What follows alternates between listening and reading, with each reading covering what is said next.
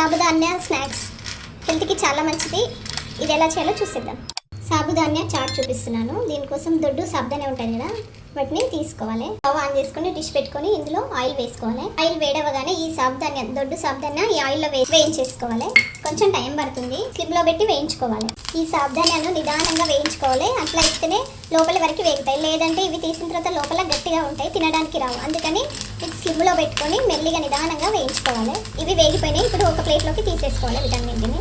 మీకు నచ్చిన nuts, dry fruits వేసుకోవచ్చు. నేను కొన్ని పల్లీలు అలాగే కొన్ని కాజు వేసి వేయించుకుంటున్నాను.